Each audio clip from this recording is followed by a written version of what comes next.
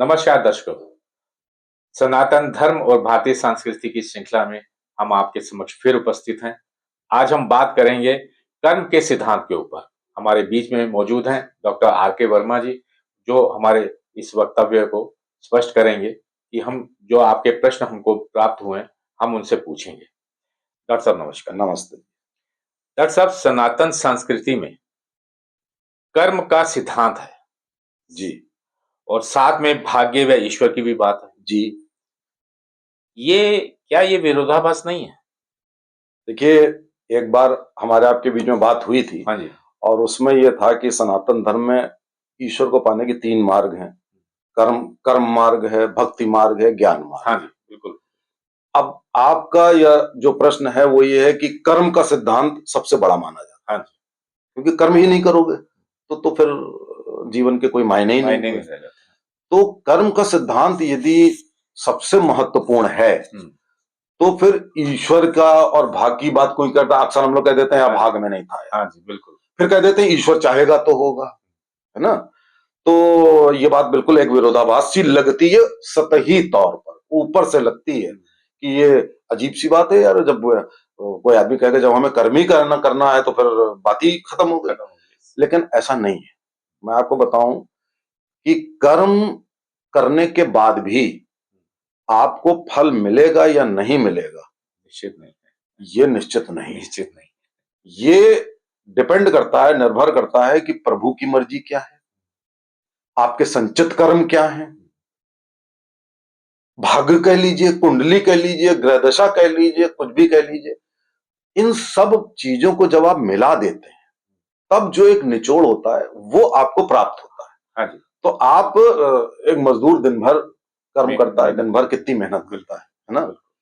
क्या मिलता है लास्ट में? एक मजूरी जरा सी मिलती है। बहुत सारे लोग होते हैं कि कर्म बहुत ज्यादा कर रहे हैं, फल कम है, किसी के कर्म कम है, फल ज्यादा है। हाँ। तो बहुत सारे फैक्टर्स होते हैं, लेकिन कर्म का सिद्धांत से बड़ा कोई महत्वपूर्ण सिद्धांत नहीं होता है, ये भी बात तय है।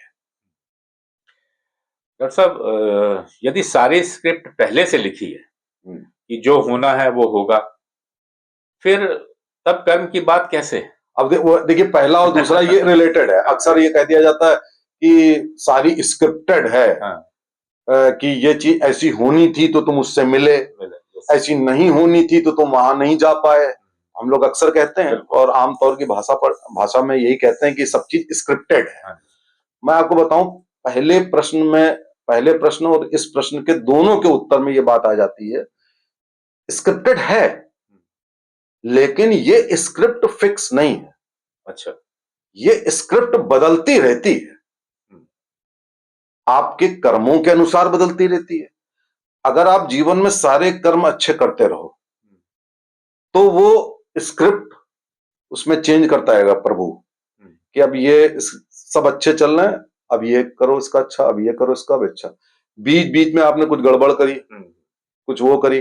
जैसे मैंने एक बार शायद ये बात करी थी कि 7 ईयर प्रिंसिपल, 7 साल का प्रिंसिपल ये होता है कि 7 साल में हमने जो काम किए, जो कर्म किए, नेक्स्ट 7 ईयर्स में उसका हमें परिणाम मिलेगा।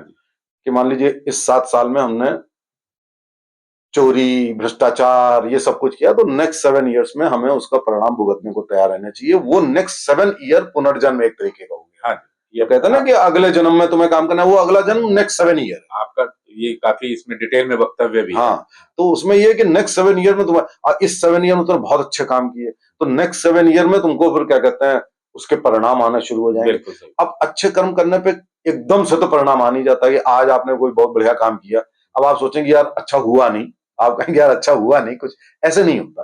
तो वो एक 7 ईयर वाला सिद्धांत भी है। इसी तरीके से संचित कर्म होते हैं। संचित कर्म ये होते हैं कि पिछले जन्म में आपने बहुत अच्छे कर्म किए और उसके सारे परिणाम ईश्वर नहीं दे पाया, किसी कारणवश। आपकी जल्दी मृत्यु हो गई, दुर्घटना हो गई, नहीं मिल पाया, तो वो संचित यानी कि स्टोर्ड होते हैं। उसके अनुसार फिर आपको इस जन्म में उसका भी जुड़ता है। तो ये एक मैथमेटिक्स है कि संचित कर्म भी जोड़ो, तुम अपने कर्म भी जोड़ो, तुम अपनी आस्था भी जोड़ो, ये सब तुम्हारे जुड़े होंगे तो वो स्क्रिप्ट एक सीधी लाइन में जा रही है। ठीक है। जहां तुमने ये किया कि गड़बड़ करना शुरू किया तो स्क्रिप्ट जा रही थी बढ़िया, स्क्रिप्ट भी मुड़ जाएगी, जेल पहुंच जाओगे, दंडित हो जाओगे, स्क्रिप्ट बदलने लगी। तो होता स्क्रिप्ट के अनुसार ही है। वो स्क्रिप्ट पहले लिखी होती है, उसी समय नहीं लिखी होती है। पहले लिखने से मेरा तात्पर्य यह है कि आपने कोई गलत काम किया, अब वो प्रभु के पास पहुंच गया, अब उन्होंने कहा ये तो गलत काम हो गया, अब उसने चेंजेस किए। अगर अब कम गलत है तो थोड़ा सा चेंज किया, ज्यादा गलत है ज्यादा उधर मोड़ दी स्क्रिप्ट। तो वो फिल्म में भी यही होता है, फिल्म में भी कि जो स्क्रिप्ट होती है वो उसी के अनुसार नहीं बदलती बनती पिक्चर, वो बनती जाती है और बीच बीच में अरे ये ठीक नहीं यार, इसको बदल दो यार, इसको ऐसे कर दो यार, तो लोगों को ज्यादा। एक फिल्म की स्क्रिप्ट दर्जनों नहीं सैकड़ों बार बदलती है फिल्म बनते समय। बस उसी तरीके से समझ लीजिए कि ऊपर प्रभु बैठे हुए हैं बना। पुनर्जन्मों के कर्म के अनुसार इस जन्म में फल मिलना तो फिर हमें हतोत्साहित करेगा, ये तो कर्म करने से रोकेगा फिर हमें। ये बात आप सही कह रहे हैं कि पुनर्जन्म का, देखिए मैं आपको बताऊं, पुनर्जन्म में भी यही बात आ जाती है। पुनर्जन्म में दो चीजें हैं, एक तो वो जो मैं 7 ईयर वाला फार्मूला बताता हूँ, वो तो एक ही जन्म में आपके जन्म होते चले जाने। 7 जन्म कहा जाता ना, पहले आदमी के जीवन 50 साल का था तो 7 सत्ते 49, 7 जन्म कहा जाता था ना। उसी तरह की 7 जन्मों का 7 विवाह के लिए भी कहा जाता था। तो वैसे 7 फेरे सब, तो ये तभी लिया जाता था कि भाई उसी जन्म में आपको मिल जाएगा। लेकिन जो संचित कर्म की बात अभी हमने आपसे करी, संचित कर्म में ये होता है कि जो आपने बहुत खराब काम किए, तो संचित कर्मों के अनुसार कुछ चीजें तो आपको संचित कर्मों के अनुसार ही मिलेंगी। जैसे कि आप किस घर में जन्म ले रहे हैं, है ना, तो आप चूज तो नहीं करते हो ना कि यही मेरा पिता होगा, यही मेरे भाई बहन होंगे, यही इनका आर्थिक स्थिति होगी। वो संचित कर्म के अनुसार मिलेगी कि आपको एक करोड़पति अरबपति घर के में जन्म लेना है, कि किसी साधु संत के वहां जन्म लेना है, कि किसी दुष्कर्मी के वहां जन्म लेना है, या किसी ऐसे के वहां जन्म लेना है जो आपका बचपना या जवानी सब बिल्कुल बड़ी कष्टप्रद हो जाए।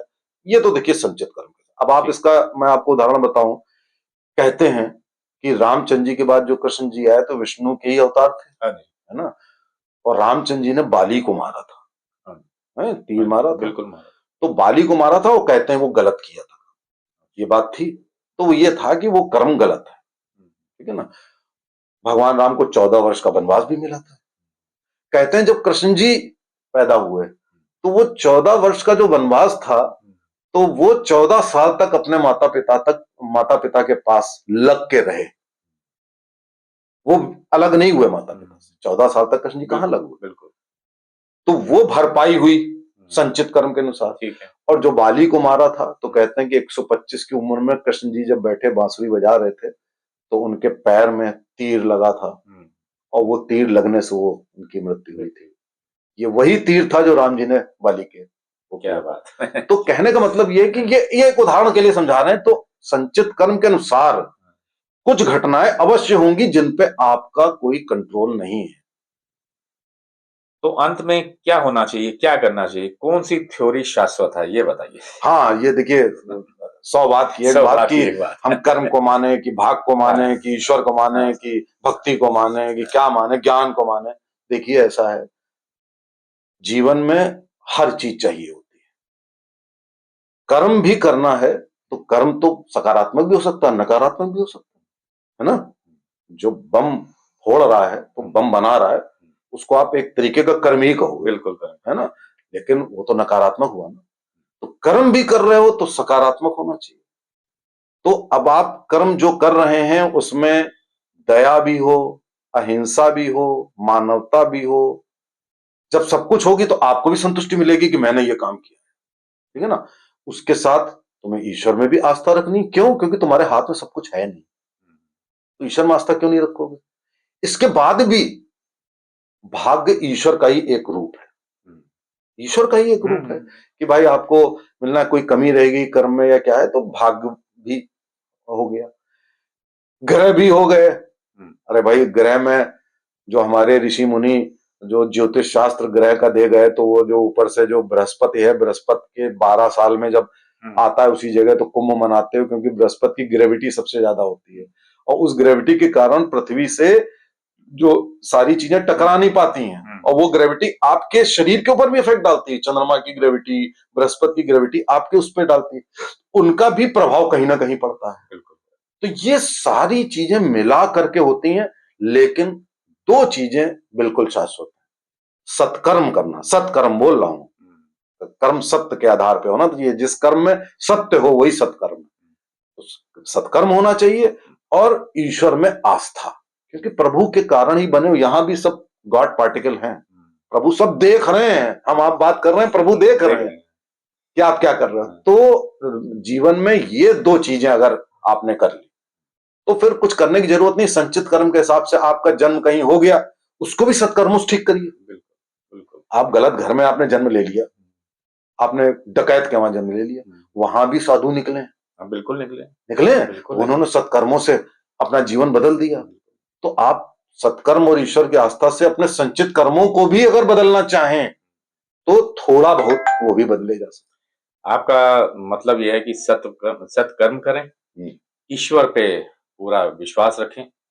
भाई बगैर प्रभु के जीवन में कुछ नहीं होता, पत्ता भी नहीं हिलता, और सच ही सृष्टि का सार है। जी, सत्य ही सार। बहुत बहुत धन्यवाद डॉक्टर साहब, बहुत बहुत धन्यवाद। आप सबका बहुत बहुत धन्यवाद। हम पुनः उपस्थित होंगे फिर एक नई श्रृंखला लेकर। नमस्कार।